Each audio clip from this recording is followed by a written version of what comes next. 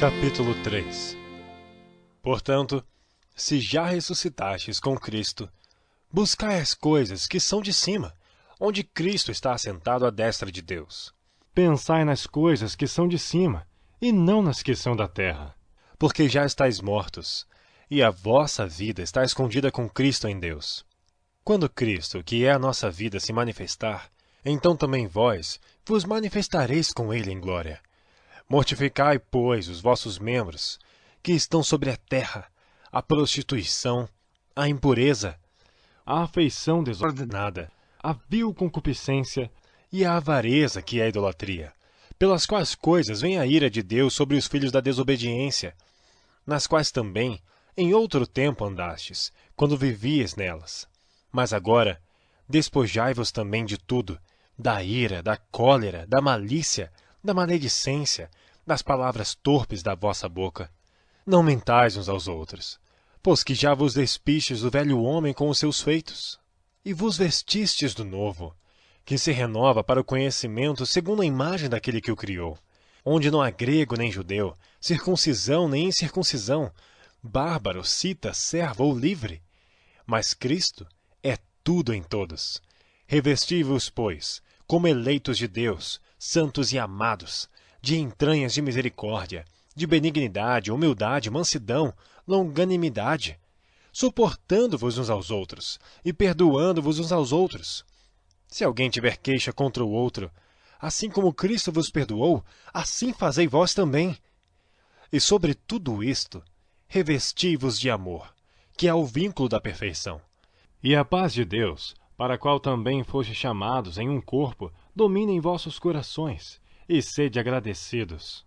A palavra de Cristo habite em vós abundantemente, em toda sabedoria, ensinando-vos e admoestando-vos uns aos outros, com salmos, hinos e cânticos espirituais, cantando ao Senhor com graça em vosso coração. E quanto fizerdes por palavras ou por obras, fazei tudo em nome do Senhor Jesus, dando por ele graças a Deus Pai. Vós, mulheres, estáis sujeitas aos vossos próprios maridos, como convém no Senhor.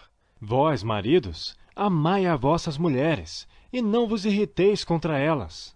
Vós, filhos, obedecei em tudo a vossos pais, porque isto é agradável ao Senhor.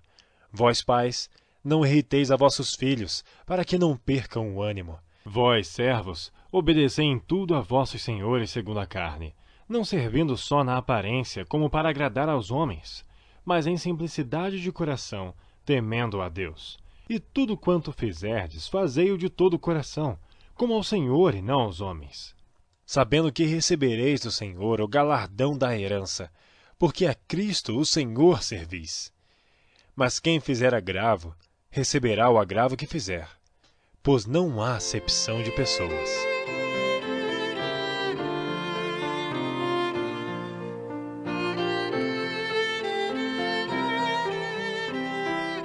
Capítulo 24. E quando Jesus ia saindo do templo, aproximaram-se dele os seus discípulos para lhe mostrarem a estrutura do templo. Jesus, porém, lhes disse: Não vedes tudo isto? Em verdade vos digo que não ficará aqui pedra sobre pedra que não seja derrubada. E estando assentado no Monte das Oliveiras, chegaram-se a ele os seus discípulos em particular, dizendo: Dize-nos, quando serão essas coisas? E que sinal haverá da tua vinda e do fim do mundo? E Jesus, respondendo, disse-lhes: Acautelai-vos, que ninguém vos engane. Porque muitos virão em meu nome, dizendo: Eu sou o Cristo, e enganarão a muitos. E ouvireis de guerras e de rumores de guerras. Olhai, não vos assusteis, porque é mister que isso tudo aconteça, mas ainda não é o fim. Porquanto se levantará nação contra nação, e reino contra reino, e haverá fomes e pestes e terremotos em vários lugares. Mas todas estas coisas são o princípio de dores. Então vos hão de entregar para serdes atormentados e matar-vos-ão. E sereis odiados de todas as nações por causa do meu nome. Nesse tempo muitos serão escandalizados, e trair-se-ão uns aos outros, e uns aos outros se odiarão. E surgirão muitos falsos profetas, e enganarão a muitos. E por se multiplicar a iniquidade, o amor de muitos esfriará. Mas aquele que perseverar até ao fim será salvo. E este evangelho do reino será pregado em todo o mundo, em testemunho a todas as nações, e então virá o fim. Quando, pois, virdes que a abominação da desolação, de que falou o profeta Daniel, está no lugar santo, quem lê, atenda. Então os que estiverem na Judéia, fujam para os montes. Quem estiver sobre o telhado, não desça a tirar alguma coisa da sua casa. Quem estiver no campo, não volte atrás a buscar as suas vestes. Mas ai das grávidas e das que amamentarem naqueles dias. E orai para que a vossa fuga não aconteça no inverno nem no sábado, porque haverá então grande aflição, como nunca houve desde o princípio do mundo até agora, nem tampouco há de haver. E se aqueles dias não fossem abreviados, nenhuma carne se salvaria.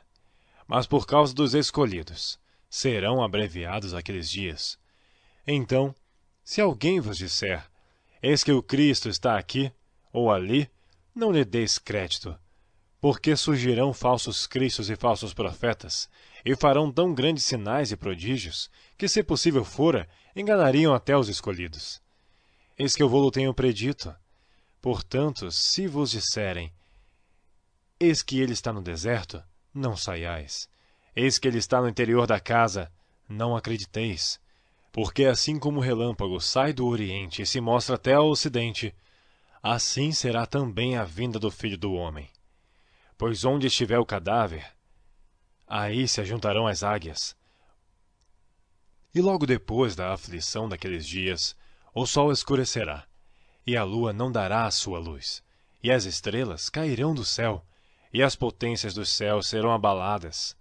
Então aparecerá no céu o sinal do Filho do Homem, e todas as tribos da terra se lamentarão, e verão o Filho do Homem vindo sobre as nuvens do céu com poder e grande glória. E ele enviará os seus anjos com rijo clamor e trombeta, os quais ajuntarão os seus escolhidos desde os quatro ventos, de uma à outra extremidade dos céus. Aprendei, pois, esta parábola da figueira. Quando já os seus ramos se tornam tenros e brotam folhas, sabeis que está próximo o verão. Igualmente, quando virdes todas estas coisas, sabei que ele está próximo, às portas. Em verdade vos digo que não passará esta geração, sem que todas estas coisas aconteçam. O céu e a terra passarão, mas as minhas palavras não hão de passar. Mas daquele dia e hora ninguém sabe, nem os anjos do céu, mas unicamente meu Pai. E como foi nos dias de Noé, assim será também a vinda do Filho do Homem. Porquanto assim como nos dias anteriores ao dilúvio, comiam, bebiam, casavam e davam-se em casamento, até o dia em que Noé entrou na arca, e não o perceberam, até que veio o dilúvio e os levou a todos. Assim será também a vinda do Filho do Homem. Então, estando dois no campo, será levado um e deixado o outro. Estando duas moendo no moinho, será levada uma e deixada a outra. Vigiai, pois, porque não sabeis a que hora há de vir o vosso Senhor. Mas considerai isto: se o pai de família soubesse que à vigília da noite havia de vir o ladrão, vigiaria e não deixaria minar a sua casa. Por isso estai vós apercebidos também, porque o Filho do Homem há de vir à hora em que não penseis. Quem é, pois, o servo fiel e prudente, que o seu senhor constituiu sobre a sua casa para dar o sustento a seu tempo? Bem-aventurado aquele servo que o seu senhor, quando vier, achar servindo assim. Em verdade vos digo que o porá sobre todos os seus bens. Mas se aquele mau servo disser no seu coração, o meu senhor tarde virá, e começar a espancar os seus conservos, e a comer e a beber com os ébrios, virá o senhor daquele servo, no dia em que o não espera, e a hora em que ele não sabe, e separá-lo-á, e destinará a sua parte com os hipócritas. Ali haverá pranto e ranger de dentes.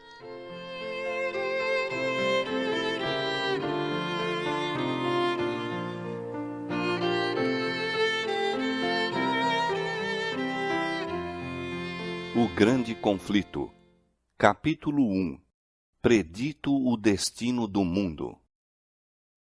Ah, se tu conhecesses também, ao menos neste teu dia, o que à tua paz pertence. Mas agora isto está encoberto aos teus olhos, porque dias virão sobre ti, em que os teus inimigos te cercarão de trincheiras, e te sitiarão, e te estreitarão de todas as bandas, e te derribarão, a ti e aos teus filhos que dentro de ti estiverem, e não deixarão em ti pedra sobre pedra, pois que não conheceste o tempo da tua visitação. Lucas 19, 42-44. Do cimo do Monte das Oliveiras, Jesus olhava sobre Jerusalém. Lindo e calmo era o cenário que diante dele se desdobrava. Era o tempo da Páscoa e de todas as terras, os filhos de Jacó se haviam ali reunido para celebrar a grande festa nacional. Em meio de hortos e vinhedos, e declives verdejantes juncados das tendas dos peregrinos, erguiam-se as colinas terraplanadas, os majestosos palácios e os maciços baluartes da capital de Israel. A filha de Sião parecia dizer em seu orgulho: estou assentada como rainha e não verei o pranto. Sendo ela tão formosa então e julgando-se tão segura do favor do céu como quando, séculos antes, o trovador real cantara, formoso de sítio e alegria de toda a terra é o monte de Sião, a cidade do grande rei. Bem à vista estavam os magnificentes edifícios do templo. Os raios do sol poente iluminavam a brancura de neve de suas paredes de mármore e punham reflexos no portal de ouro, na torre e pináculo. Qual perfeição da formosura! Levantava-se ele como o orgulho da nação judaica. Que filho de Israel poderia contemplar aquele cenário sem um estremecimento de alegria e admiração? Entretanto, pensamentos muito diversos ocupavam a mente de Jesus. Quando ia chegando, vendo a cidade, chorou sobre ela. Por entre o universal regozijo de sua entrada triunfal, enquanto se agitavam ramos de palmeiras, enquanto alegres hosanas despertavam ecos nas colinas, e milhares de vozes o aclamavam Rei, o Redentor do mundo, achava-se oprimido por súbita e misteriosa tristeza. Ele, o Filho de Deus, o prometido de Israel, cujo poder vencera a morte e do túmulo chamara a seus cativos, estava em pranto, não em consequência de uma mágoa comum, senão de agonia intensa e irreprimível. Suas lágrimas não eram por si mesmo, posto que bem soubesse para onde seus passos o levariam. Diante dele jazia o Getsêmane, cenário de sua próxima agonia. Estava também à vista a Porta das Ovelhas, através da qual durante séculos tinham sido conduzidas as vítimas para o sacrifício e que se lhe deveria abrir quando fosse, como um cordeiro, levado ao matadouro. Não muito distante estava o Calvário, o local da crucifixão. Sobre o caminho que Cristo logo deveria trilhar, cairia o terror de grandes trevas ao fazer ele de sua alma uma oferta pelo pecado. Todavia, não era a contemplação destas cenas que lançava sobre ele aquela sombra em tal hora de alegria. Nenhum sinal de sua própria angústia sobre-humana nublava aquele espírito abnegado. Chorava pela sorte dos milhares de Jerusalém, por causa da cegueira e impenitência daqueles que ele viera abençoar e salvar. A história de mais de 1000 anos do favor especial de Deus e de seu cuidado protetor manifestos ao povo escolhido estava patente aos olhos de Jesus. Ali estava o Monte Moriá, onde o filho da promessa, como vítima submissa, havia sido ligado ao altar, emblema da oferenda do Filho de Deus. Ali, o concerto de bênçãos e a gloriosa promessa messiânica tinham sido confirmados ao Pai dos crentes. Ali as chamas do sacrifício, ascendendo da ira de Ornã para o céu, haviam desviado a espada do anjo destruidor, símbolo apropriado do sacrifício e mediação do Salvador em prol do homem culpado. Jerusalém fora honrada por Deus acima de toda a terra, Sião fora eleita pelo Senhor, que a desejara para a sua habitação. Ali, durante séculos, santos profetas haviam proferido mensagens de advertência. Sacerdotes ali haviam agitado os turíbulos, e a nuvem de incenso com as orações dos adoradores subira perante Deus. Ali, diariamente, se oferecera o sangue dos cordeiros mortos, apontando para o vindouro Cordeiro de Deus. Ali, Jeová revelara sua presença na nuvem de glória sobre o propiciatório. Repousara ali a base daquela escada mística, ligando a terra ao céu. Escada pela qual os anjos de Deus desciam e subiam, e que abria ao mundo o caminho para o lugar santíssimo. Houvesse Israel, como nação, preservado a aliança com o céu, Jerusalém teria permanecido para sempre como eleita de Deus. Mas a história daquele povo favorecido foi um registro de apostasias e rebelião. Haviam resistido à graça do céu, abusando de seus privilégios e menosprezado as oportunidades. Posto que Israel tivesse zombado dos mensageiros de Deus, desprezado suas palavras e perseguido seus profetas, ele ainda se lhes manifestara como o Senhor, Deus misericordioso e piedoso, tardio em iras e grande em beneficência e verdade. Apesar das repetidas rejeições, sua misericórdia continuou a interceder. Com mais enternecido amor que o de pai pelo filho de seus cuidados, Deus lhes havia enviado sua palavra pelos seus mensageiros, madrugando e enviando-lhes, porque se compadeceu de seu povo e da sua habitação.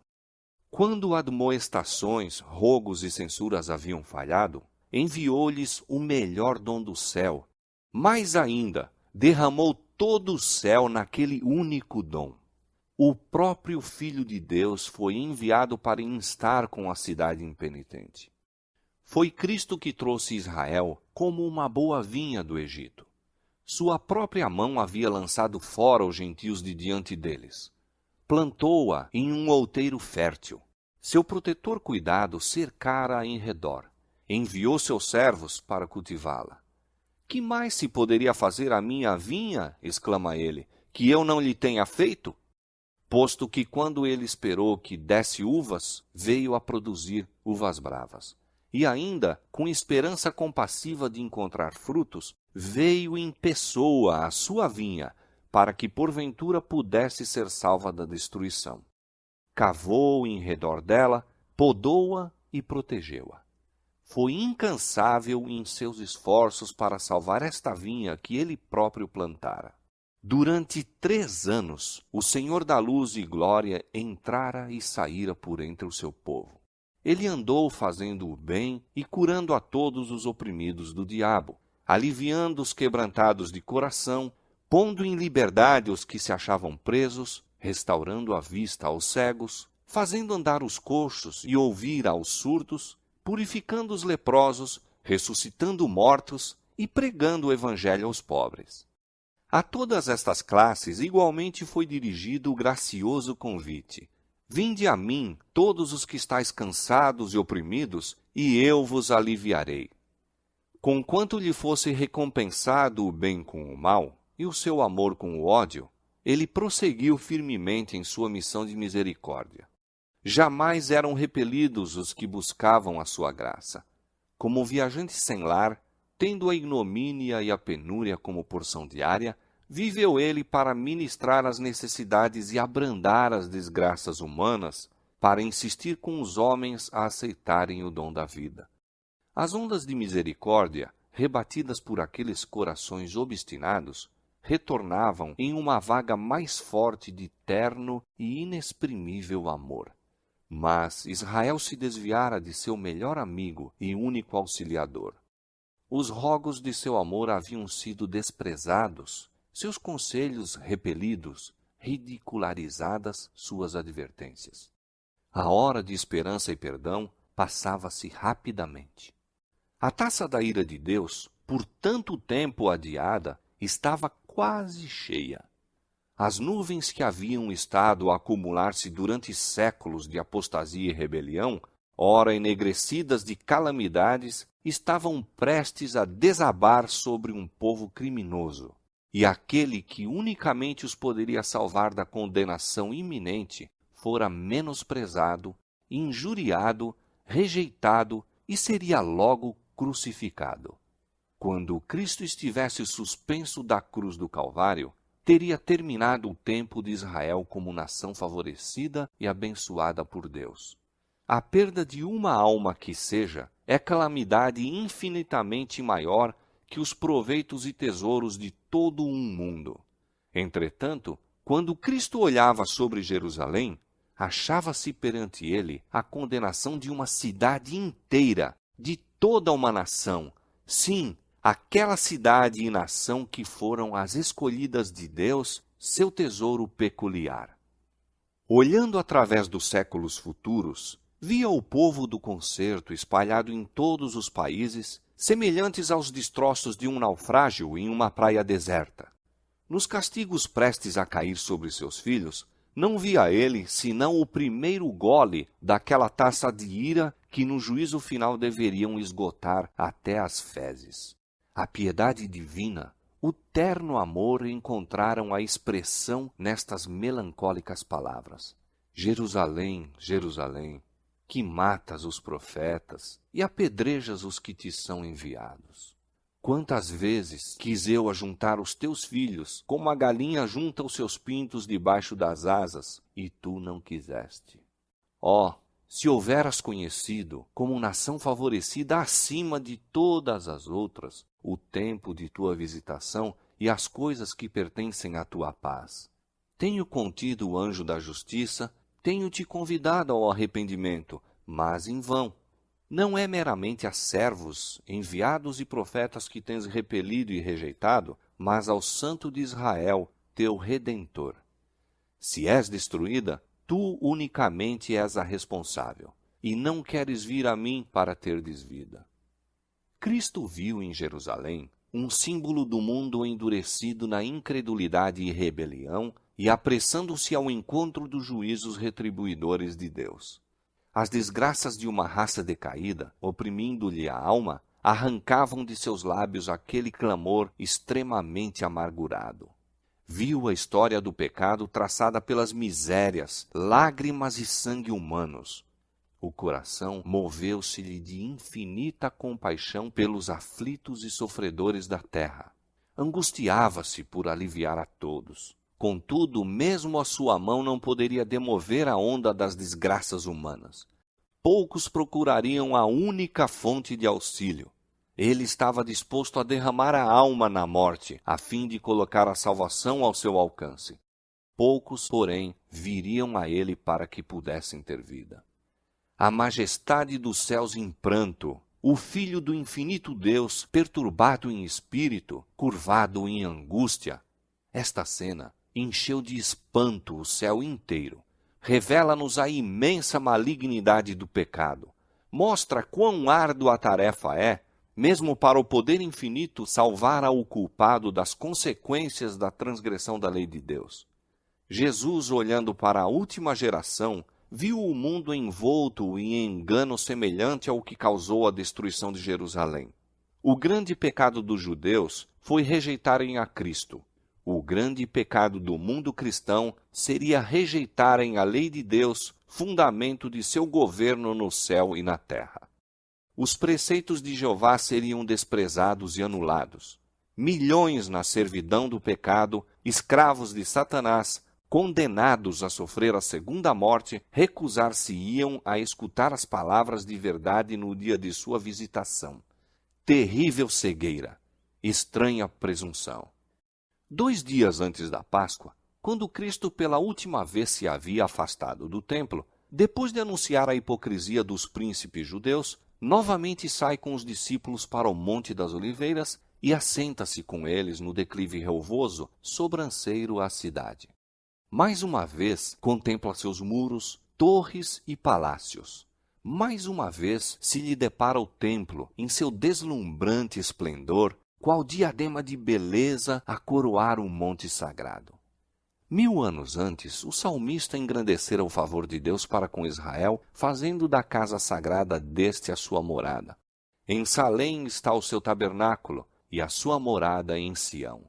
Elegeu a tribo de Judá, o monte de Sião, que ele amava, e edificou o seu santuário como aos lugares elevados.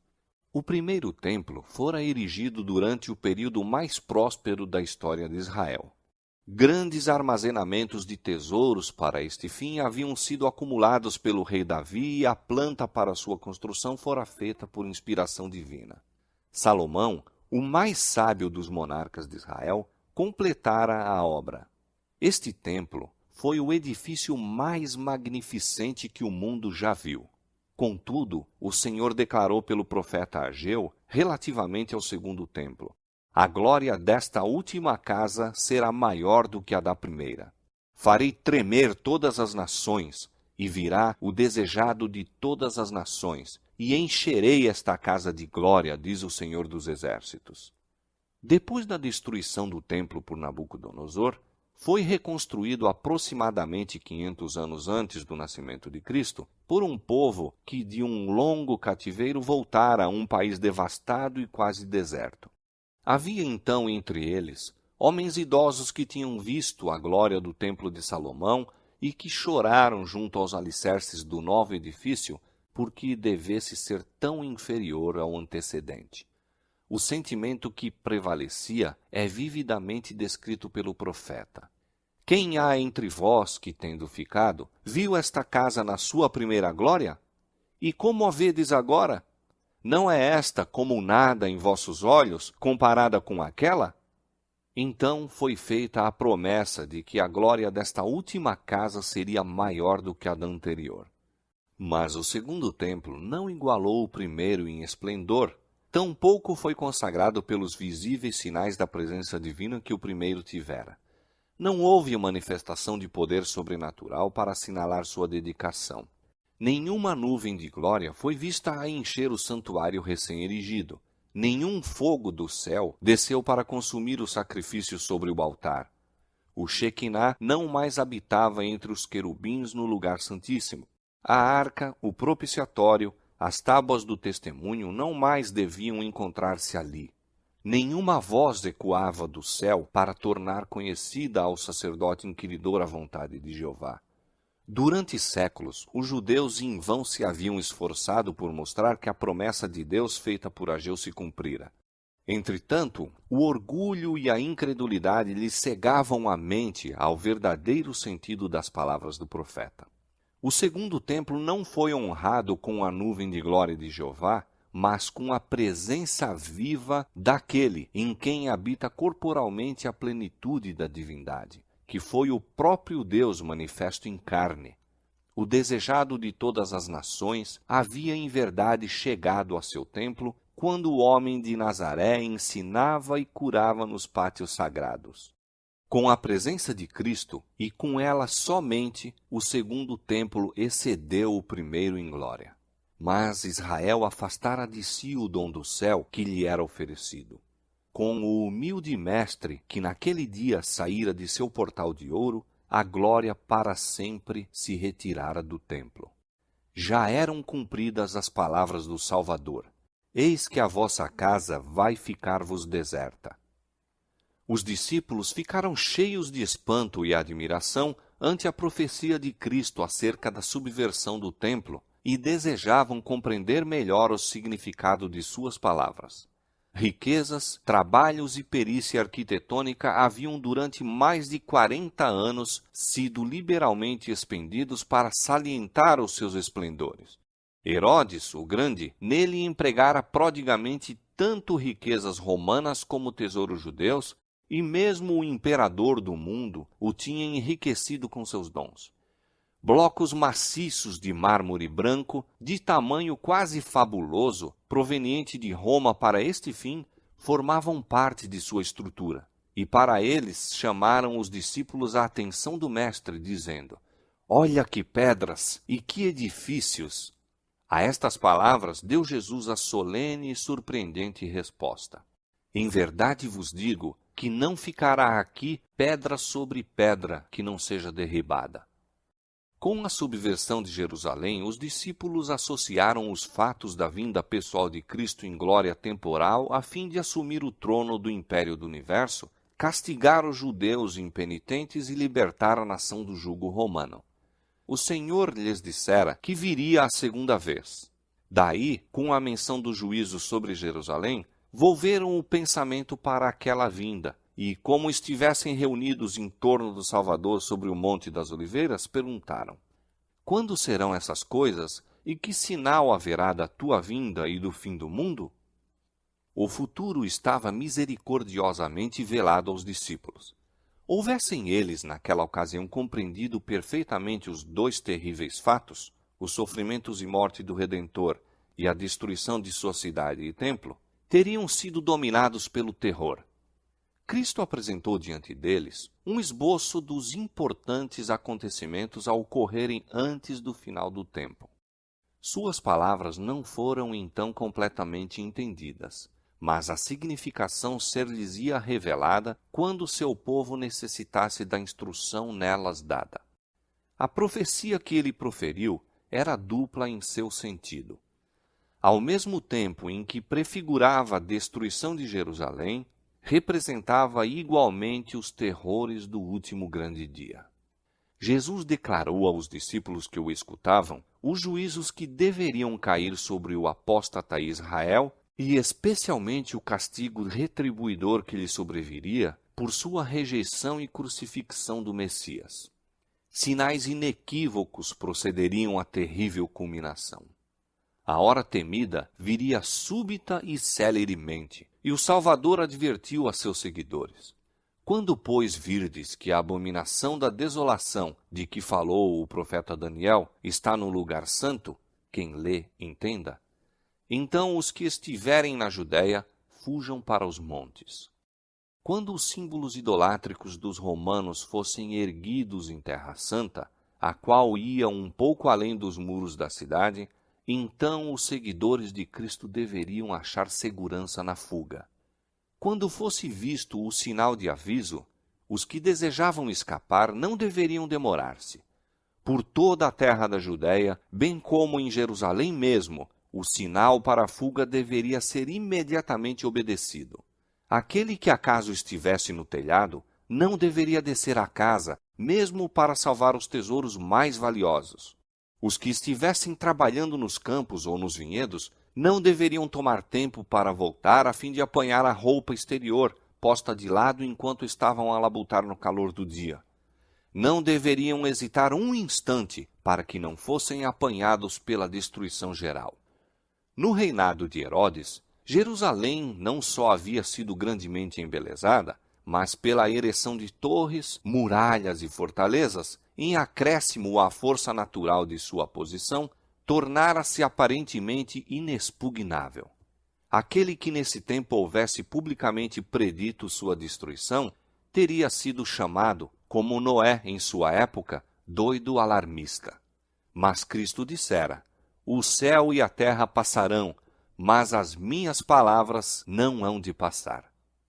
Por causa de seus pecados, foi anunciada a ira contra Jerusalém, e sua pertinaz incredulidade selou-lhe a sorte. O Senhor tinha declarado pelo profeta Miqueias: ouvi agora isto, vós, chefes da casa de Jacó, e vós, maiorais da casa de Israel, que abominais o juízo e perverteis tudo o que é direito, edificando a Sião com sangue e a Jerusalém com injustiça. Os seus chefes dão as sentenças por presentes, e os seus sacerdotes ensinam por interesse, e os seus profetas adivinham por dinheiro, e ainda encostam ao Senhor, dizendo: não está o Senhor no meio de nós? Nenhum mal nos sobrevirá. Estas palavras descreviam fielmente os habitantes de Jerusalém, corruptos e possuídos de justiça própria. Pretendendo, embora observar rigidamente os preceitos da lei de Deus, estavam transgredindo todos os seus princípios. Odiavam a Cristo porque a sua pureza e santidade lhes revelavam a iniquidade própria, e acusavam-no de ser a causa de todas as angústias que lhes tinham sobrevido em consequência de seus pecados. Posto que soubessem não ter ele pecado, declararam que sua morte era necessária para a segurança deles como nação. Se o deixarmos assim, disseram os chefes dos judeus, todos crerão nele, e virão os romanos e tirar-nos-ão o nosso lugar e a nação. Se Cristo fosse crucificado, eles poderiam uma vez mais se tornar um povo forte e unido. Assim raciocinavam e concordavam com a decisão de seu sumo sacerdote de que seria melhor morrer um homem do que perecer toda a nação. Assim, os dirigentes judeus edificaram a Sião com sangue e a Jerusalém com injustiça. E além disso, ao mesmo tempo em que mataram seu Salvador porque lhes reprovava os pecados, tal era a sua justiça própria que se consideravam como o povo favorecido de Deus e esperavam que o Senhor os livrasse dos inimigos. Portanto, continuou o profeta, por causa de vós, Sião será lavrada como um campo e Jerusalém se tornará em montões de pedras e o monte desta casa em lugares altos de um bosque. Durante quase 40 anos depois que a condenação de Jerusalém foi pronunciada por Cristo mesmo, retardou o Senhor os seus juízos sobre a cidade e nação. Maravilhosa foi a longanimidade de Deus para com os que lhe rejeitaram o Evangelho e assassinaram o Filho. A parábola da árvore infrutífera representava o trato de Deus para com a nação judaica. Fora dada a ordem: corta-a! Porque ocupa ainda a terra inutilmente? Mas a misericórdia divina poupara ainda um pouco de tempo. Muitos havia ainda dentre os judeus que eram ignorantes quanto ao caráter e obra de Cristo, e os filhos não haviam gozado das oportunidades, nem recebido a luz que seus pais tinham desprezado. Mediante a pregação dos apóstolos e de seus cooperadores, Deus faria com que a luz resplandecesse sobre eles. Ser-lhes-ia permitido ver como a profecia se cumprira não somente no nascimento e vida de Cristo, mas também em sua morte e ressurreição. Os filhos não foram condenados pelos pecados dos pais. Quando, porém, conhecedores de toda a luz dada a seus pais, os filhos rejeitaram mesmo a que lhes fora concedida a mais, tornaram-se participantes dos pecados daqueles e encheram a medida de sua iniquidade. A longanimidade de Deus para com Jerusalém apenas confirmou os judeus em sua obstinada impenitência. Em seu ódio e crueldade para com os discípulos de Jesus, rejeitaram o último oferecimento de misericórdia. Afastou Deus então deles a proteção, retirando o poder com que restringia a Satanás e seus anjos, de maneira que a nação ficou sob o controle do chefe que haviam escolhido. Seus filhos tinham desdenhado a graça de Cristo, que os teria habilitado a subjugar seus maus impulsos, e agora estes se tornaram os vencedores. Satanás suscitou as mais violentas e vis paixões da alma. Os homens não raciocinavam. Achavam-se fora da razão, dirigidos pelo impulso e cega raiva. Tornaram-se satânicos em sua crueldade. Na família e na sociedade, entre as mais altas como entre as mais baixas classes, havia suspeita, inveja, ódio, contenda, rebelião, assassínio. Não havia segurança em parte alguma. Amigos e parentes traíam-se mutuamente. Pais matavam aos filhos e filhos aos pais. Os príncipes do povo não tinham poder para governar-se. Desenfreadas paixões faziam-nos tiranos. Os judeus haviam aceitado falso testemunho para condenar o inocente Filho de Deus. Agora as falsas acusações tornavam insegura sua própria vida. Pelas suas ações, durante muito tempo tinham estado a dizer: fazei que deixe de estar o Santo de Israel perante nós. Agora, seu desejo foi satisfeito. O temor de Deus não mais os perturbaria. Satanás estava à frente da nação e as mais altas autoridades civis e religiosas estavam sob o seu domínio. Os chefes das facções oponentes, por vezes, se uniam para saquear e torturar suas desgraçadas vítimas e novamente caíam sobre as forças uns dos outros, fazendo impiedosa matança. Mesmo a santidade do templo não lhes refreava a horrível ferocidade. Os adoradores eram assassinados diante do altar e o santuário contaminava-se com corpos de mortos. No entanto, em sua cega e blasfema presunção, os instigadores desta obra infernal publicamente declaravam que não tinham receio de que Jerusalém fosse destruída, pois era a própria cidade de Deus. A fim de estabelecer mais firmemente seu poder, subornaram profetas falsos para proclamar, mesmo enquanto as legiões romanas estavam sitiando o templo, que o povo devia aguardar o livramento de Deus. Afinal, as multidões apegaram-se firmemente à crença de que o Altíssimo interviria para a derrota de seus adversários. Israel, porém, havia desdenhado a proteção divina e agora não tinha defesa. Infeliz Jerusalém, despedaçada por dissensões internas, com o sangue de seus filhos, mortos pelas mãos uns dos outros, a tingir de carmesim suas ruas, enquanto hostis exércitos estrangeiros derribavam suas fortificações e lhes matavam os homens de guerra. Todas as predições feitas por Cristo relativas à destruição de Jerusalém cumpriram-se à letra. Os judeus experimentaram a verdade de suas palavras de advertência. Com a medida com que tiverdes medido, vos hão de medir a vós. Apareceram sinais e prodígios prenunciando desastre e condenação. Ao meio da noite, uma luz sobrenatural resplandeceu sobre o templo e o altar. Sobre as nuvens, ao pôr do sol, desenhavam-se carros e homens de guerra reunindo-se para a batalha. Os sacerdotes que ministravam à noite no santuário aterrorizavam-se com sons misteriosos. A terra tremia e ouvia-se multidão de vozes a clamar: "Partamos daqui!" A grande porta oriental, tão pesada que dificilmente podia ser fechada por uns 20 homens e que se achava segura por imensas barras de ferro, fixas profundamente no pavimento de pedra sólida, abriu-se à meia-noite, independente de qualquer agente visível. Durante 7 anos, um homem esteve a subir e descer as ruas de Jerusalém, declarando as desgraças que deveriam sobrevir à cidade.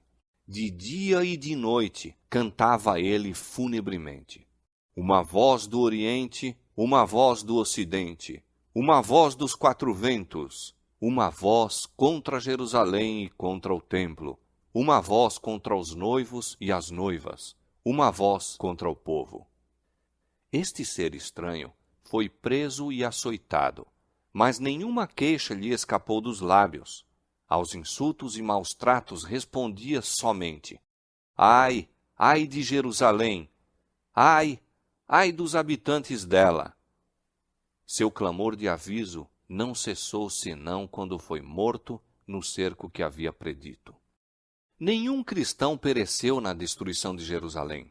Cristo fizera a seus discípulos o aviso, e todos os que creram em suas palavras aguardaram o sinal prometido.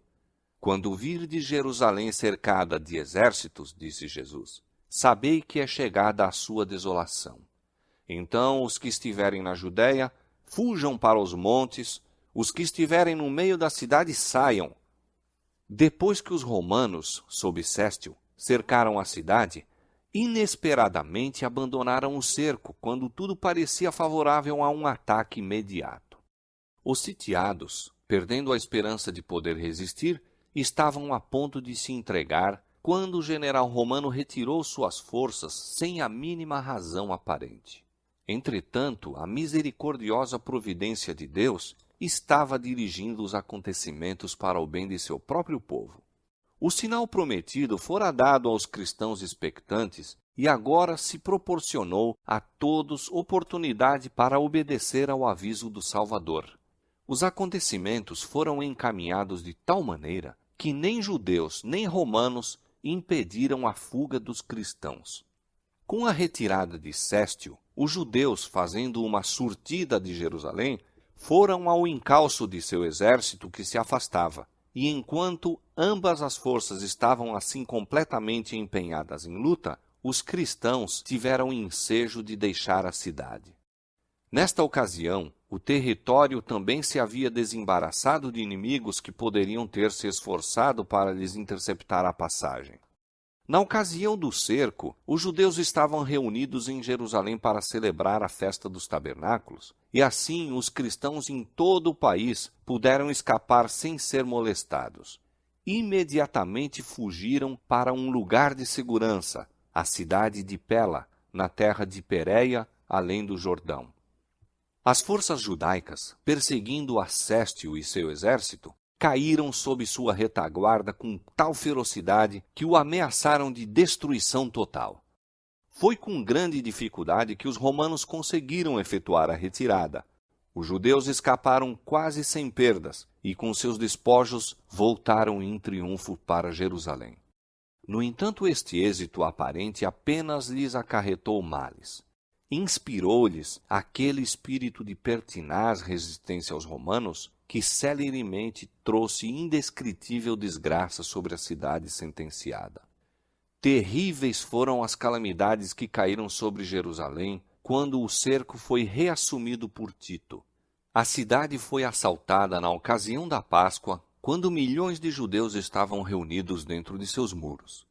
Suas provisões de víveres, que a serem cuidadosamente preservadas teriam suprido os habitantes durante anos, tinham sido previamente destruídas pela rivalidade e vingança das facções contendoras, e agora experimentaram todos os horrores da morte e a fome. Uma medida de trigo era vendida por 1 talento. Tão atrozes eram as consequências da fome que homens roíam o couro de seus cinturões e sandálias e a cobertura de seus escudos. Numerosas pessoas saíam da cidade à noite furtivamente para apanhar plantas silvestres que cresciam fora dos muros da cidade, se bem que muitos fossem agarrados e mortos com severas torturas. E muitas vezes os que voltavam em segurança eram roubados naquilo que haviam rebuscado com tão grande perigo. As mais desumanas torturas eram infligidas pelos que se achavam no poder a fim de extorquir do povo atingido pela necessidade os últimos e escassos suprimentos que poderiam ter escondido. E tais crueldades eram frequentemente praticadas por homens que se achavam, aliás, bem alimentados e que simplesmente estavam desejosos de acumular um depósito de provisões para o futuro. Milhares pereceram pela fome e pela peste. A afeição natural parecia ter desaparecido. Maridos roubavam de sua esposa e esposas de seu marido. Viam-se filhos arrebatar o alimento da boca de seus pais idosos. A pergunta do profeta, pode uma mulher esquecer-se tanto de seu filho que cria? Recebeu dentro dos muros da cidade condenada a resposta. As mãos das mulheres piedosas cozeram os próprios filhos e serviram-lhes de alimento na destruição da filha de meu povo. Novamente se cumpriu a profecia de aviso, dada 14 séculos antes.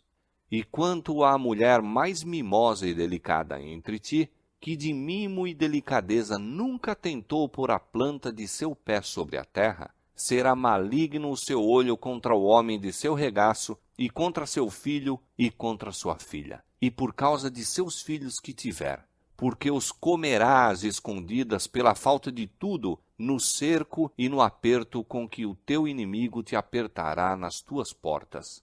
Deuteronômio, capítulo 28, versos 56 e 57. Os chefes romanos esforçaram-se por infundir terror aos judeus e assim fazê-los render-se. Os prisioneiros que resistiam ao cair presos eram açoitados, torturados e crucificados diante do muro da cidade. Centenas eram diariamente mortos desta maneira, e essa horrível obra prolongou-se até que ao longo do vale de Josafá e no Calvário se erigiram cruzes em tão grande número que mal havia espaço para mover-se entre elas. De tão terrível maneira foi castigada aquela espantosa maldição proferida perante o tribunal de Pilatos. O seu sangue caia sobre nós e sobre nossos filhos. Tito, de boa vontade, teria posto termo à terrível cena, poupando assim Jerusalém da medida completa de sua condenação. Ele se enchia de terror ao ver os corpos jazendo aos montes nos vales. Como alguém que estivesse em êxtase, olhava ele do cimo do Monte das Oliveiras ao templo magnificente e deu ordem para que nenhuma de suas pedras fosse tocada. Antes de tentar ganhar posse desta fortaleza, fez ardente apelo aos chefes judeus para não o forçarem a profanar com sangue o lugar sagrado. Se saíssem e combatessem em outro local, nenhum romano violaria a santidade do templo. O próprio Joséfo, com apelo eloquentíssimo, suplicou que se rendessem para se salvarem a si, a sua cidade e seu lugar de culto. Suas palavras, porém, foram respondidas com pragas amargas. Lançaram-se dardos contra ele, que era seu último mediador humano, enquanto persistia em estar com eles. Os judeus haviam rejeitado os rogos do Filho de Deus, e agora as advertências e rogos apenas os tornavam mais decididos a resistir até o último ponto. Nulos foram os esforços de Tito para salvar o templo. Alguém maior do que ele declarara que não ficaria pedra sobre pedra.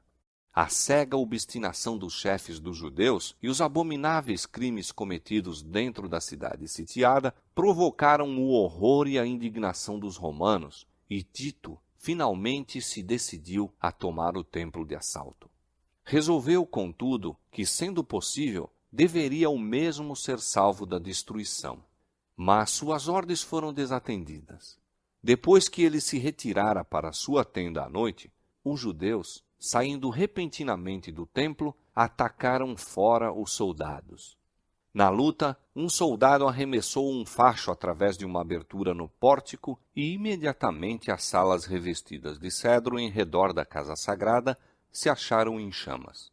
Tito precipitou-se para o local, seguido de seus generais e legionários, e ordenou aos soldados que apagassem as labaredas. Suas palavras não foram atendidas. Em sua fúria, os soldados lançaram tochas ardentes nas salas contíguas ao templo e, com a espada, assassinavam em grande número os que ali tinham procurado refúgio. O sangue corria como água pelas escadas do templo abaixo. Milhares e milhares de judeus pereceram. Acima do ruído da batalha, ouviam-se vozes bradando: Icabode, foi-se a glória. Tito achou impossível sustar a fúria da soldadesca.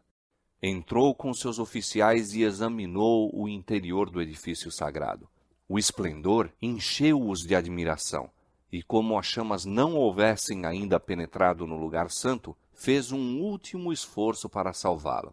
E, apresentando-se-lhes repentinamente, de novo exortou os soldados a deterem a marcha da conflagração.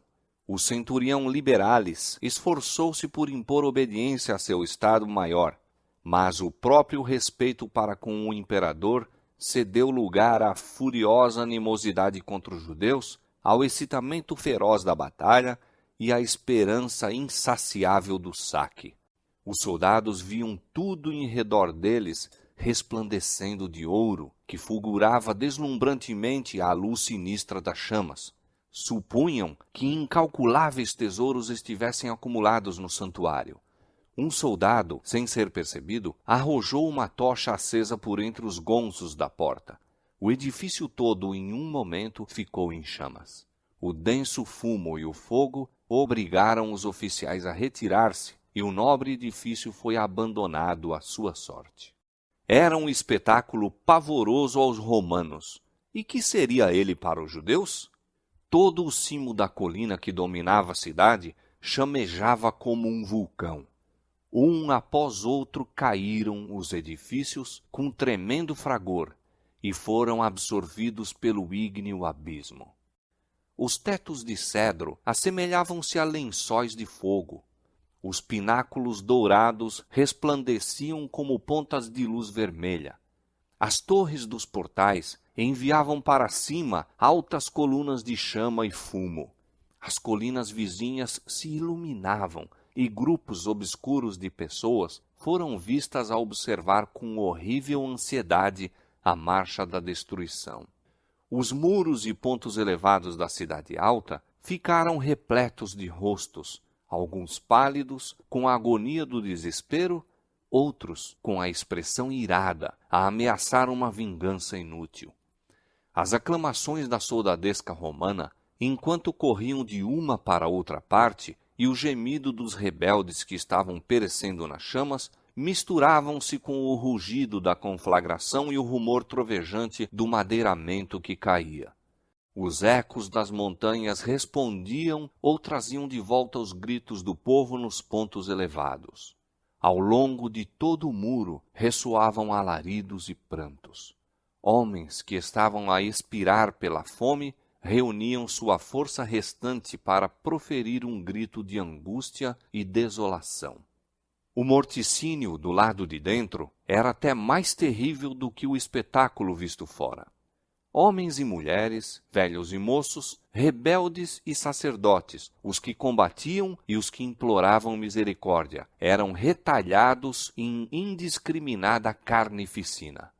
O número de mortos excedeu ao dos matadores. Os legionários tiveram que trepar sobre os montes de cadáveres para prosseguir na obra de extermínio. Depois da destruição do templo, a cidade inteira logo caiu nas mãos dos romanos. Os chefes dos judeus abandonaram as torres inexpugnáveis e Tito as achou desertas. Contemplou-as com espanto e declarou que Deus lhes havia entregue em suas mãos, pois engenho algum, ainda que poderoso, poderia ter prevalecido contra aquelas estupendas ameias. Tanto a cidade como o templo foram arrasados até aos fundamentos, e o terreno em que se erguia a casa sagrada foi lavrado como um campo. No cerco e morticínio que se seguiram, pereceram mais de 1 milhão de pessoas. Os sobreviventes foram levados como escravos, como tais vendidos, arrastados a Roma para brilhantar a vitória do vencedor, lançados às feras nos anfiteatros ou dispersos por toda a terra como vagabundos sem lar. Os judeus haviam forjado seus próprios grilhões. Eles mesmos encheram a taça da vingança. Na destruição completa que lhes sobreveio como nação e em todas as desgraças que os acompanharam depois de dispersos, não estavam senão recolhendo a colheita que suas próprias mãos semearam.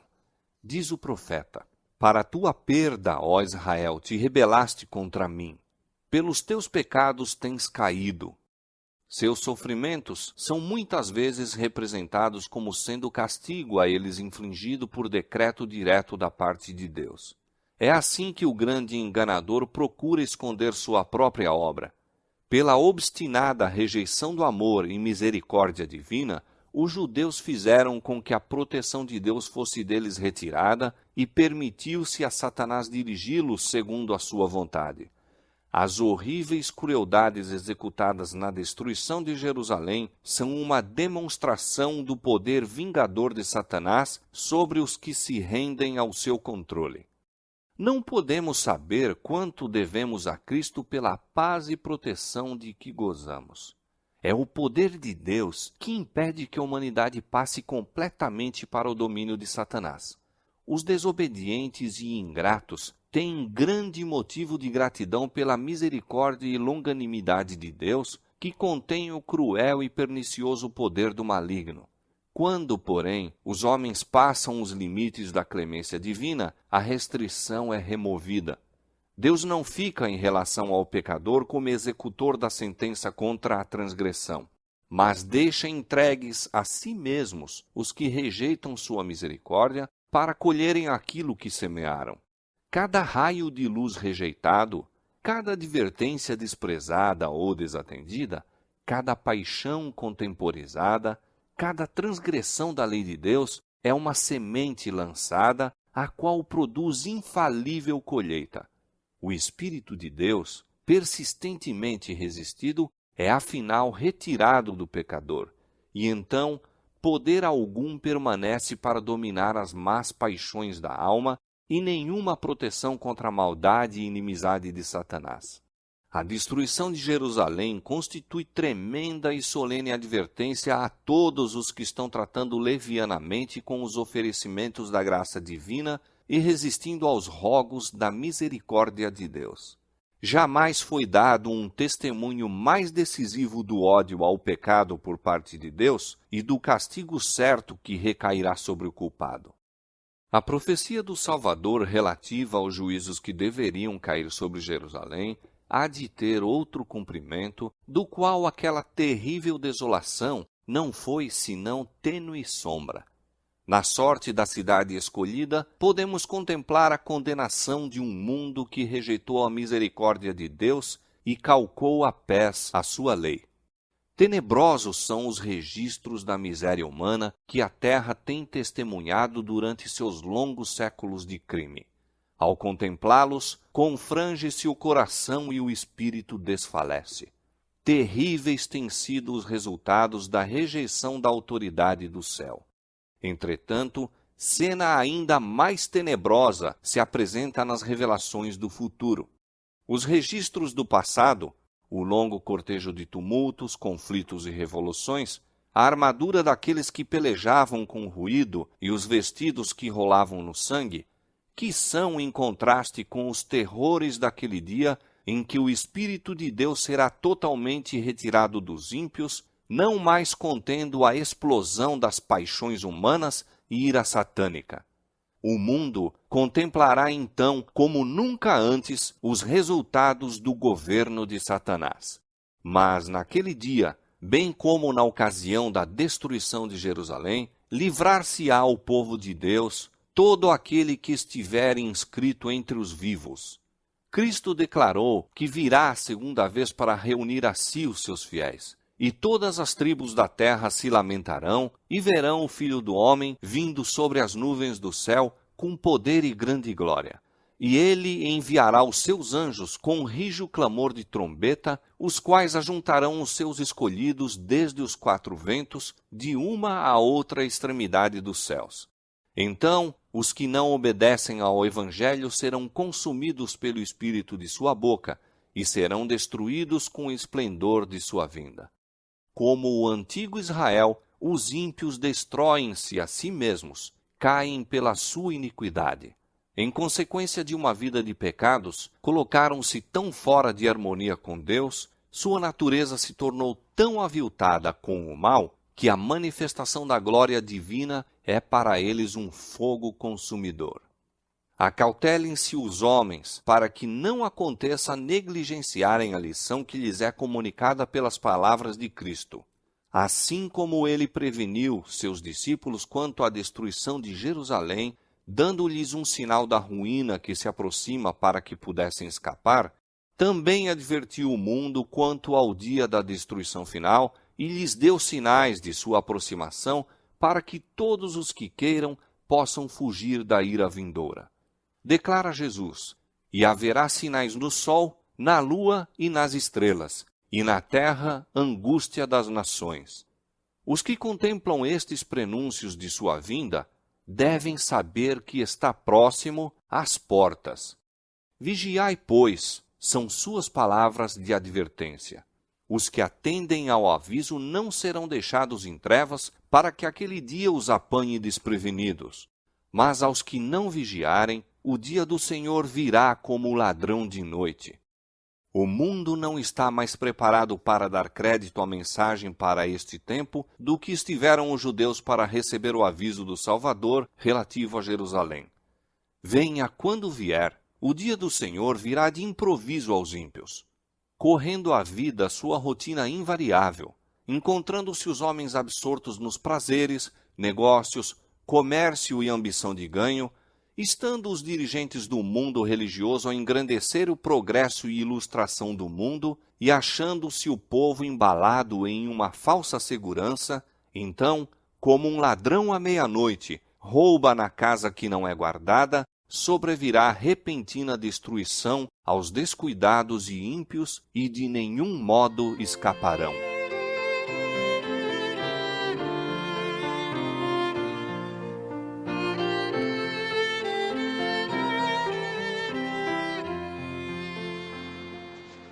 Amados, 9 de dezembro de 2017, às 10h15 da manhã, estava pensando e meditando no sonho que Deus me deu na noite anterior, e vendo como surgem os eventos a nível mundial e como muitos ainda não estão prontos e posicionados em seus lugares. Logo que terminei uma reflexão com minha família e estávamos de joelhos orando, escutei a voz do Senhor que me disse, Jeremias 4:12. Então, rapidamente me levantei e peguei a palavra de Deus e comecei a procurar. Então, enquanto lia, me disse o Senhor: O que você me dá? O que você quer que eu saiba? E nesse momento escutei uma voz que me disse: Leia o capítulo completo. Então a voz seguiu dizendo: Verás que logo acontecerá, pois o momento, dia e hora está às portas, e quem poderá deter o que já está profetizado? Assim, quando escutei isso, me vieram muitas coisas na mente, mas enquanto estava pensando, em uma pausa, comecei a escutar outra vez a voz que me disse: Se aproxima a desolação e como nuvens sopradas, como o vento que corre a seu destino, assim é o povo rebelde. A admoestação não lhes é suficiente.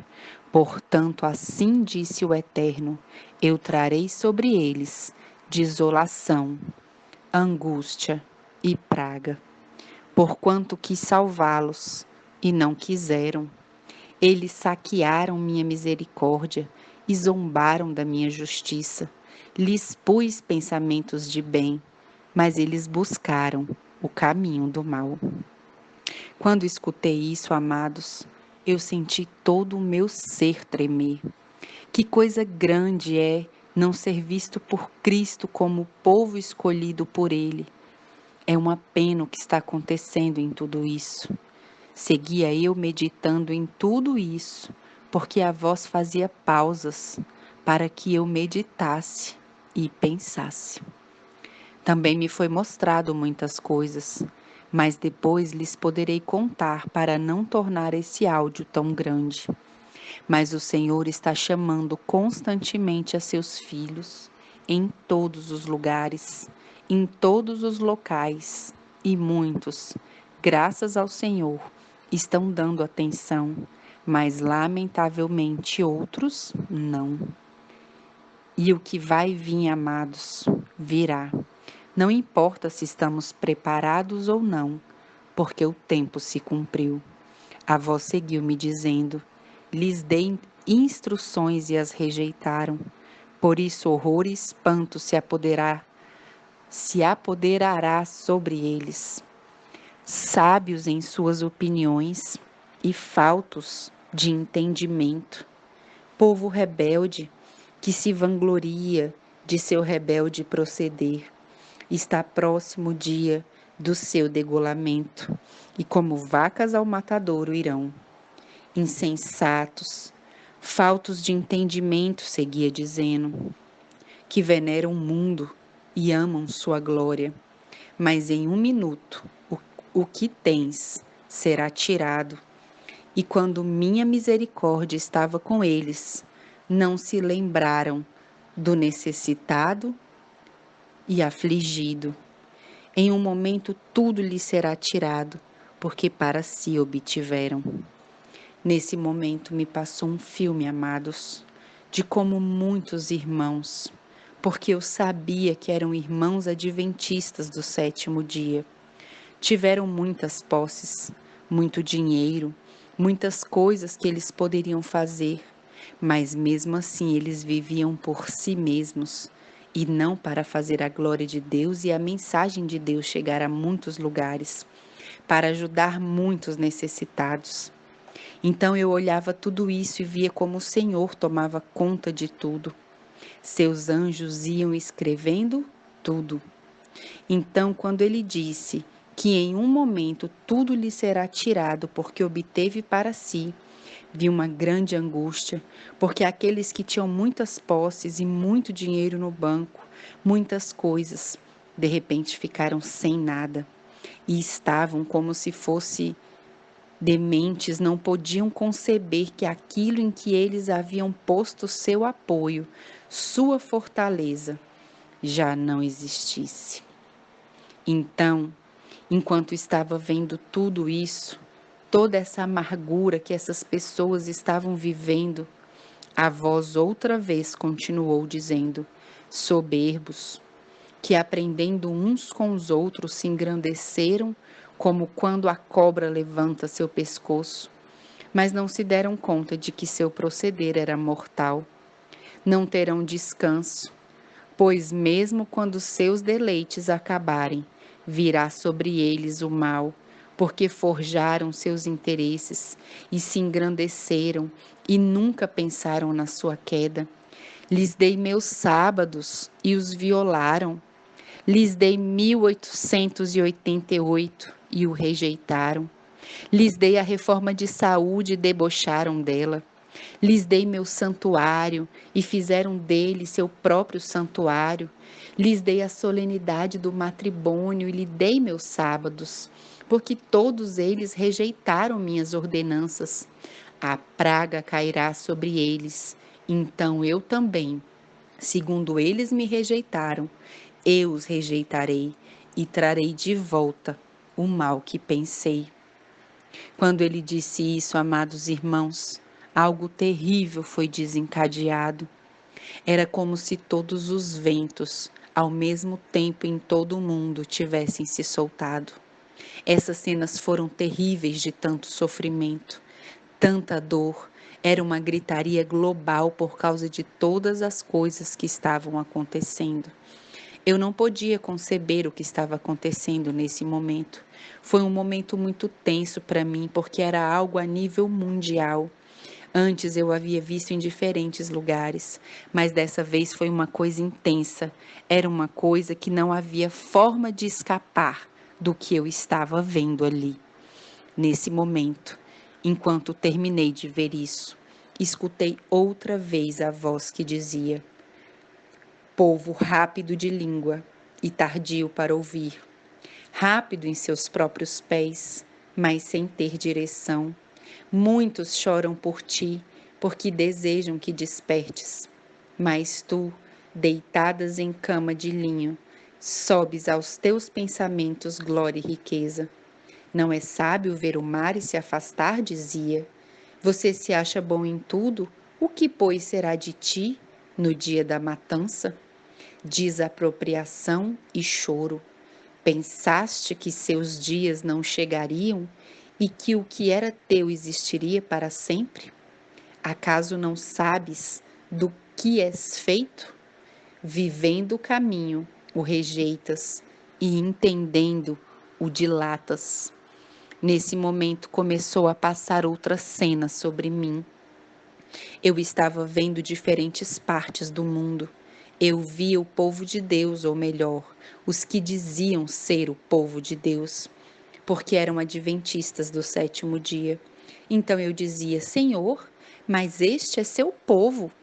Mas de repente meu acompanhante apareceu e me disse: olhe bem se realmente esse é o povo. Então, quando olhei, vi em cada um deles, seus rostos, havia uma cor cinza. Então perguntei: mas por quê? Então me disse: vem, observa. E quando me disse: vem e observa, vi como eles, em segredo, tinham vida dupla, e muitos deles eram dirigentes, pastores, anciãos. Então eu dizia: mas Senhor, o que é isso? Até quando vais tolerar isso? Então nesse momento ele me disse: isto eu não tolerarei mais. Basta minha graça.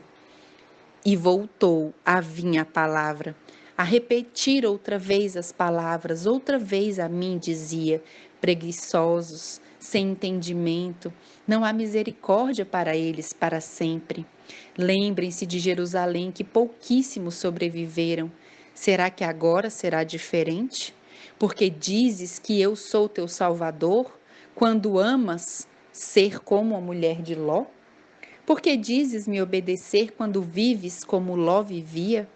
Acaso não tive que enviar anjos para resgatá-lo, porque padecia de cegueira igual eles?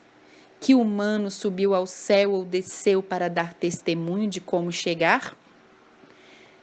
Mas eu vos digo, desci, eu estive com vocês, voltei ao meu Pai e ainda enviei o Espírito Santo, um independente a vocês, para convencê-los da verdade e juízo e para lhes mostrar o caminho de como chegar.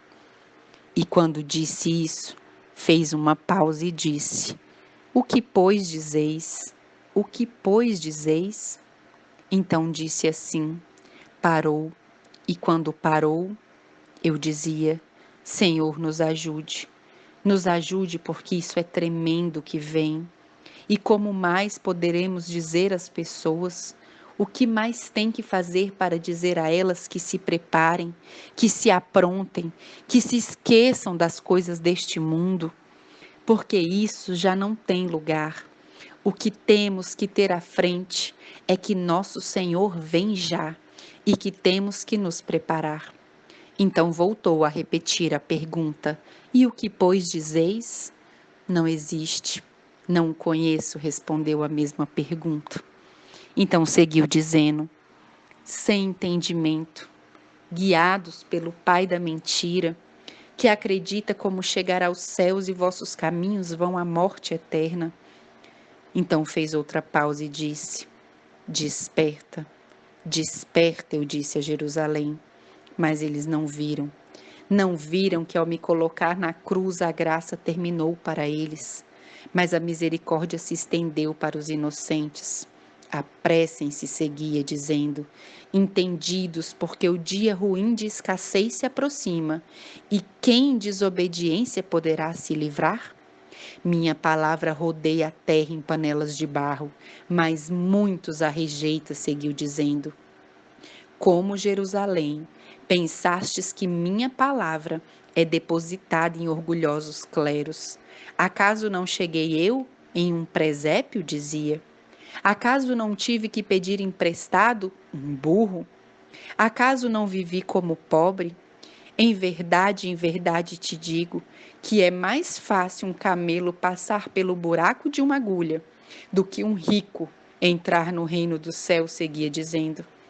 Nesse momento, amados irmãos, eu vi como muitas pessoas, por amor às posses que tinham nesse mundo, por amor à sua comodidade, por não ficar mal com seus familiares, por seguir a corrente uns com os outros, ficavam e continuavam fazendo o que estavam fazendo, quando dentro deles eles sabiam o que deviam fazer e haviam recebido o chamado direto de Deus, porque o Espírito Santo havia trabalhado neles, mas por temor ao que diriam, por temor de suas famílias, não faziam o que o Senhor dizia.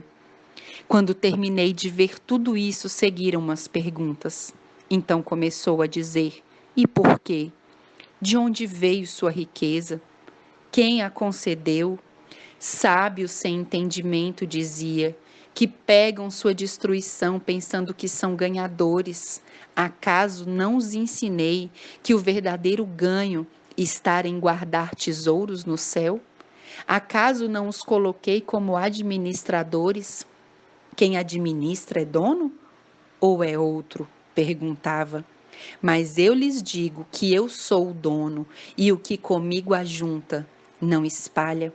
Acaso não fui moído por ti? O que, pois, tu farás por mim?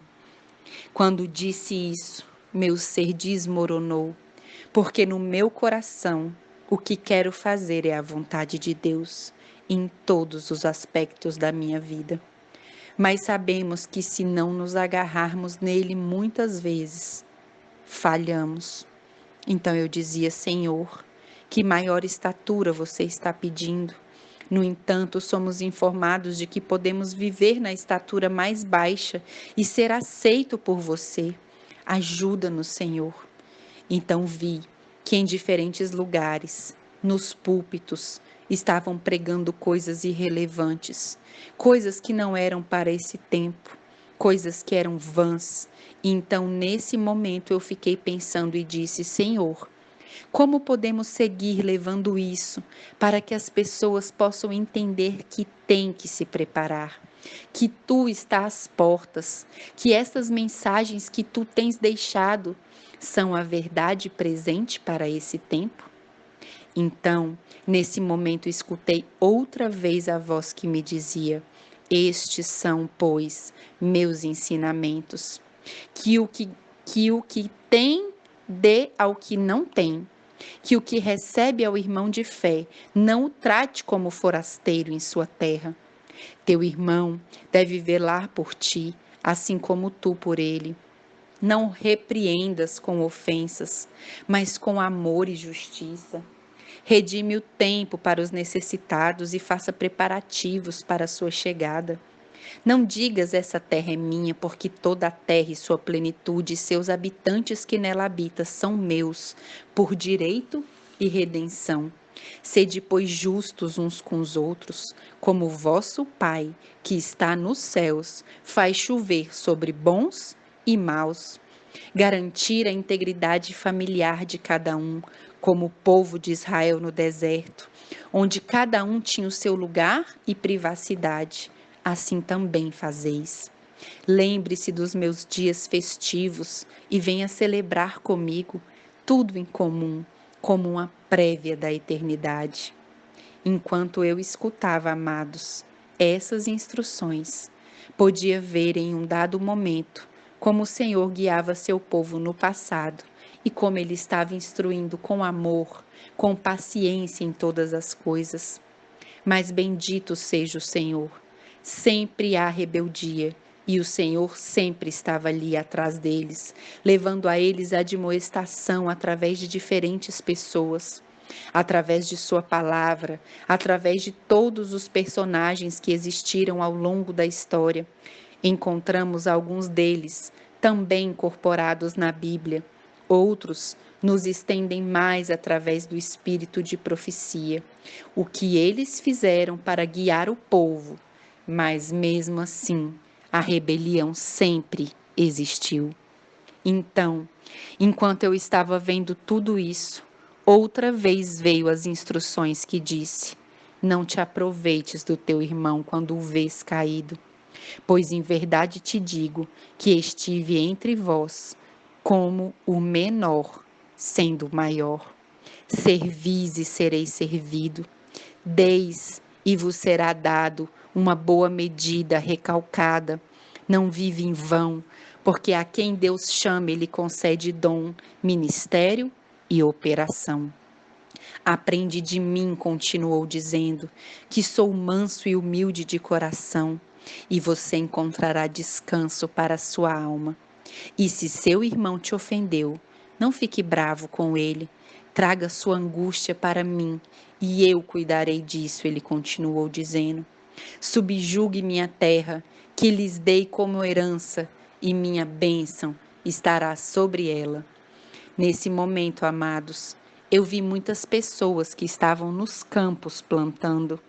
Era tão linda aquela cena, tão maravilhosa, uma cena de paz, de tranquilidade, das montanhas mais remotas em diferentes partes do mundo. Pessoas que estavam aflitas com a doença, mas lutavam e continuavam até que Deus as restaurava. Outras, que estavam um pouco mais, pareciam mais transbordantes, mais fortes, lá estavam elas, mas todos estavam em comum preparação para o tempo final. Então, enquanto eu observava tudo isso, a voz continuou me dizendo: Não se preocupe com o dia ruim, porque mesmo nele a sabedoria está à porta. Seja humilde e não mostre ostentação. O que, pois, necessitará na história final desta terra? E quando me disse assim, amados irmãos, pude ver muitas cabaninhas em diferentes lugares. Era muito pouco que havia nelas, mas ó que maravilha poder entrar e ter tudo o que é necessário. É grandioso o que Deus quer fazer com cada um de nós. O que temos que fazer é nos atirar em seus braços e cumprir seu plano. Continuação do testemunho de 9 de dezembro de 2017. Enquanto estava observando tudo isso, eu me demorava, porque me encanta ver as pessoas plantando nas montanhas. É maravilhoso saber que há muitos que estão cumprindo a palavra de Deus. De repente, voltei a escutar outra vez a voz que continuou dizendo: fuja da arrogância e vive em humildade, sendo caridosos uns com os outros. Faça um jardim, plante uma vinha, dizia, cuide dela e faça colheita. Prepare vossa alma para estar em harmonia com os meus ditos. Tome a chuva ao seu tempo e regue a vinha, ocupados com temor e tremor na palavra de salvação. E quando disse essa última frase, amados irmãos, foi tremendo porque vi muitas pessoas.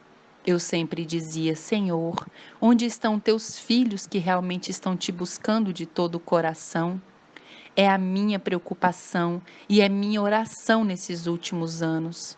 Então, quando comecei a ver como as pessoas se preocupavam por sua salvação com temor e tremor, fiquei feliz porque vi muitas cabanas, muitos lugares em diferentes partes onde as pessoas se ajoelhavam e buscavam ao Senhor. Sempre tiravam esse espaço para estar em comunhão com eles, todo o tempo, e enquanto fazia as coisas durante o dia, também estavam ali orando, meditando e cantando, e era maravilhoso ver como buscavam em todo momento estar em consagração com o Senhor. E enquanto estava vendo essa cena maravilhosa, continuaram as instruções. Fugir da dúvida. Não se misturem com os infiéis. O que já tem, recebe o que não tem, e vivam em ação de graça até minha breve volta.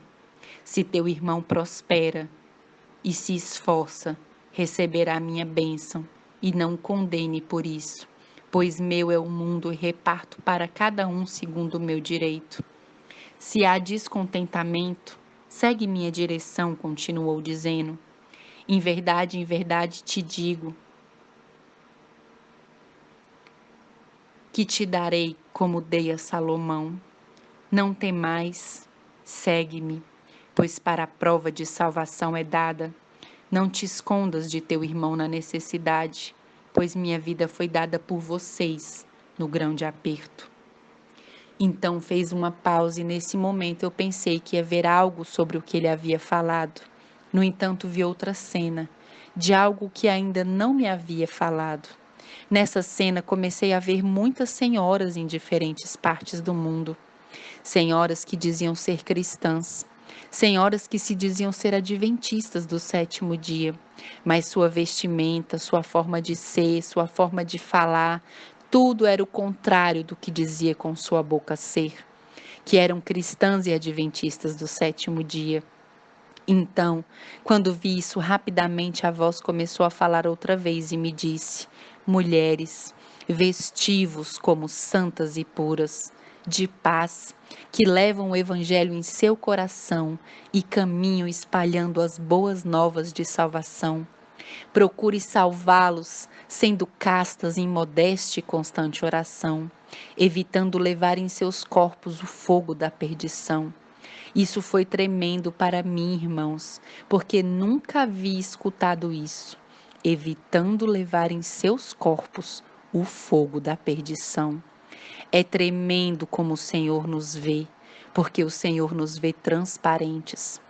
Como o Senhor está vendo cada ser humano neste mundo, não com o fim de julgar-nos, mas com o fim de que saibamos e demonstremos ao mundo que realmente somos filhos de Deus ou não somos filhos de Deus. E como não se pode enganar a Ele, pois Ele pode falar com toda justiça, porque sabe o que cada um de nós fazemos. E a voz continuou dizendo: homens, trabalhem com respeito santo e sabei que, como sacerdotes do lar, devem governar bem em sua casa com jejum e rogo, pedindo refletir o caráter celestial em vós. governar seus filhos em santa disciplina e admoestação, sabendo que são seus por um momento, porque são meus por redenção. Cada família deve viver em santa e pura harmonia, respeitando o direito alheio e sabendo que essa curta vivência é a antessala do tempo de angústia de Jacó. Nesse momento pude ver montanhas bem bonitas. Estavam cultivadas, haviam 4 ou 5 cabanas por diferentes lugares da seção da montanha, e todos eles viviam em harmonia, todos viviam em felicidade, todos respeitando o espaço alheio, todos respeitando a privacidade familiar como Deus assim mandava. Era tão lindo, tão diferente do que vemos hoje em dia, que cada um quer viver na casa do outro e o Senhor não nos chama para isso. O Senhor está nos chamando para o campo, para que tenhamos um tempo para nos encontrarmos com Ele, que busquemos essa santidade sem a qual nunca veremos ao Senhor. E isso eu estava vendo nesse momento e me regozijava por ver essa paz e essa tranquilidade. Enquanto estava vendo isso, continuou a voz dando instrução: buscai-me na solidão e viverei. Buscai-me na manhã, ao meio-dia e de tarde. Sede, pois, como Daniel, para que, quando sejam jogados aos leões, meu anjo os guarde da morte certa. Sede firmes como Daniel na alimentação, pois meu espírito se pousa sobre corpos que me louvam e me glorificam. Sede, pois, laboriosos como José, que salvou uma nação inteira por escutar minha voz. Sede decididos como Ruth, que sem saber o que seu destino reservava, ela seguiu adiante as terras distantes e por amor a Deus em sua sogra encontrou salvação. Sede valentes como Ester, que frente à morte se levantou e lutou pelos seus. Sede, pois, como Jeremias, que seus olhos como rios choravam, levando a palavra da verdade e de juízo. Sede, pois, como Elias, que se aproximou tanto de mim, que tive que levá-lo ao céu. Sede, pois, como Eliseu, que ante o antagonismo seus opressores morreram. Sede, pois, seguia dizendo, como João Batista, que deu sua vida em oferta ao seu dever. Onde estão os 144.000? Fez essa pergunta. E quando fez esta pergunta, imediatamente eu disse: Senhor, onde? Onde é que estão? Onde é que estão? Acaso não o saberei? Me respondeu. Assim, o Senhor sabe onde estão os 144.000, amados. Para ele não há nada escondido. Estes vasos, seguia dizendo, já estão preparados para o desenlace final, e embora se porte como tal, são ouro por dentro e por fora. Embora sejam de barro, eu sei que são ouro por dentro. Foi maravilhoso ver isso, amados, porque me suspenderam no ar. Quando estava suspensa no ar, pude ver o mundo lá embaixo. E quando pude ver o mundo lá embaixo, comecei a ver essas luzinhas ao redor do globo terrestre. E era maravilhoso ver como essas luzinhas que estavam me mostrando e estavam me indicando que eram os 144.000. Os 144.000 que estão escondidos. O Espírito Santo já está trabalhando com eles e os preparando para esse investimento final, para que seja dada a ordem celestial e saiam a este mundo para dar a mensagem final, sem mistura, uma mensagem 100% verdadeira. Desse modo, fiquei tão feliz e contente. Meu ser estava pulando, se regozijava por tudo que estava vendo nesse momento. Então, enquanto estava vendo isso, de repente a voz continuou dizendo: mas eles são menosprezados, considerados insignificantes, mas para mim são ouro precioso. Vivo eu, que ninguém escapará do exame dos meus olhos, e eu saberei a verdade, e a verdade brilhará perpetuamente pela eternidade. Não há ninguém deles que não seja vigiado por meus olhos, pois são preciosos para mim e meu reino. Mas ai, Mas ai daqueles que desperdiçam este tempo tão valioso, pois não é a eles, mas a mim que menosprezam. Assim, nesse momento eu vi, quando eles foram lançados ao mundo, foram levando a mensagem de salvação. Entretanto, houveram vários, muitos que não escutaram. Mas o Senhor já havia declarado que, ainda que muitos os desprezassem, eles eram valiosos para Ele. Mesmo com tudo isso, ainda me sentia triste, porque via muitas pessoas que não aceitavam. Em alguns casos, em alguns cantos do mundo, muitos que não aceitaram. Mas, no entanto, fiquei contente em saber que, embora fossem desprezados, não os depreciavam, senão ao Senhor, e eram preciosos para o Senhor. Então, enquanto eu observava tudo isso e fiquei em êxtase com tudo que eles estavam indicando, as instruções e como me mostraram, de repente ouvi a voz, dessa vez forte e firme, que dizia: prepare, prepare, prepare, e aqueles que põem as mãos no arado, não deem meia volta para trás, porque o dia está chegando e tudo deve estar pronto. Aquele que procura salvar a sua vida, egoístamente irá perdê-la, mas aquele que desejar dá-la aos outros, irá salvá-la. Estas são as minhas palavras e ordenanças, disse a voz. Viver em paz e buscá-la onde podereis verdadeiramente encontrar. Buscai-me e vivereis. Buscai-me com todo o vosso coração. E terminou dizendo: amados irmãos, fazei isso e vivereis. Fielmente diante do meu Deus, eu lhes contei o que o Senhor me deu neste dia, para que todos possamos ter as instruções exatas do que Deus deseja de cada um de nós. E espero por tudo, de todo o coração, e oro constantemente ao Senhor para que isso seja realmente uma experiência em nossas vidas. E nos preparemos, queridos irmãos, porque o fim está mais próximo do que pensamos. Vamos ver o que está acontecendo ao redor do mundo. Vamos ver como o resultado final nos chega. Por favor, leia o capítulo 1 do Grande Conflito, porque Deus disse que o mesmo sinal que foi dado a Jerusalém é o mesmo que nos é dado para nós. Por isso, procuremos o Senhor de todo o coração, queridos irmãos, e não hesitamos em fazer a vontade de Deus. Por isso, procuremos o Senhor de todo o coração, queridos irmãos, e não hesitemos em fazer a vontade de Deus. Se temos que ter medo de algo, é não cumprir a vontade de Deus. Enquanto cumprirmos a vontade de Deus, mesmo que não entendamos, o Senhor pode trabalhar em nossas vidas. Que o Senhor abençoe a todos.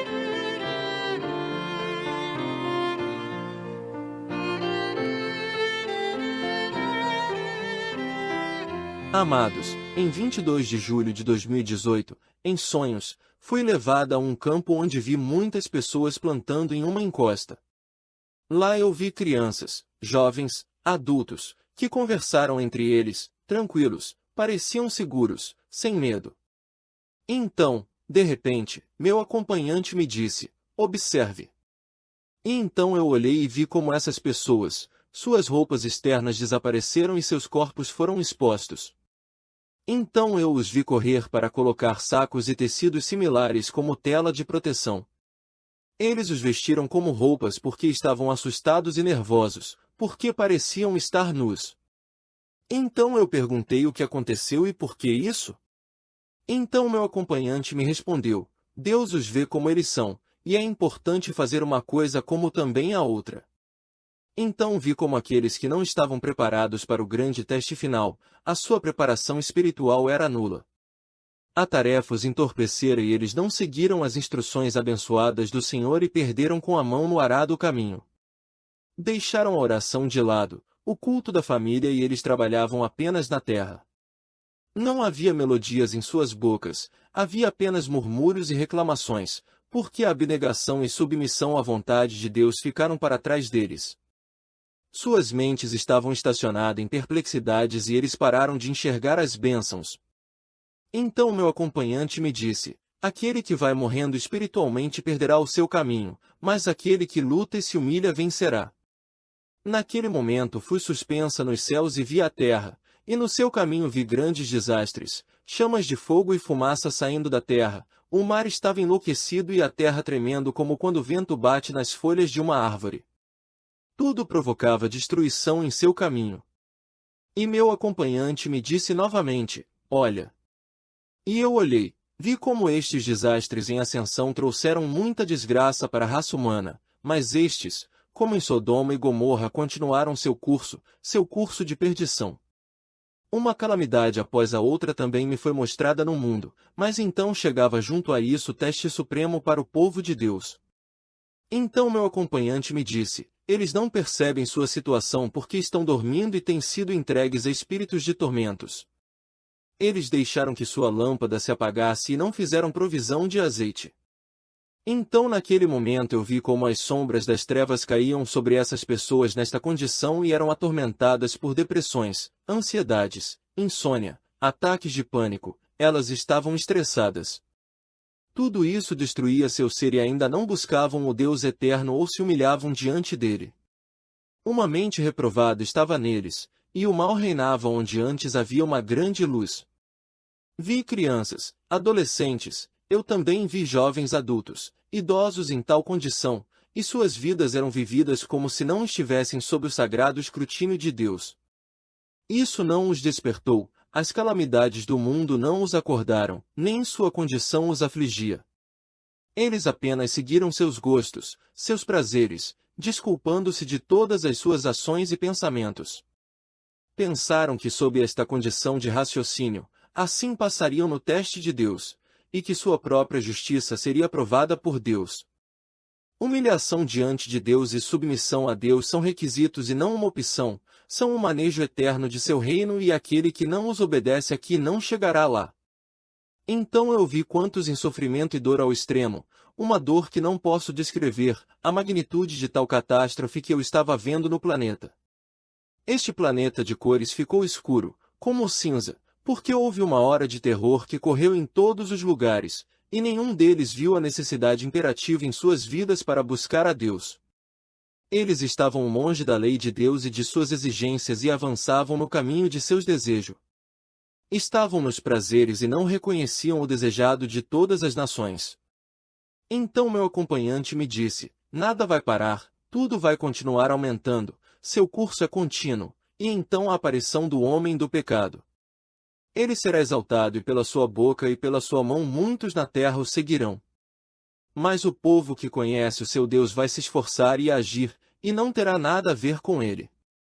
O príncipe do mal logo aparecerá, ele me disse, com milagres e maravilhas, e muitos que agora estão atormentados o seguirão porque não reconheceram o dia de sua visitação. Não há justo, senão um, Deus. Mas ele concede justiça a todos aqueles que com um coração contrito e humilhado se humilha diante de Deus. Me olhou e disse, exorta com fé, coragem e perseverança, não vacile, porque o povo que reconhece seu Deus se esforçará e agirá, mas aquele que hesitar perecerá. Dois andarão juntos se não estiverem de acordo?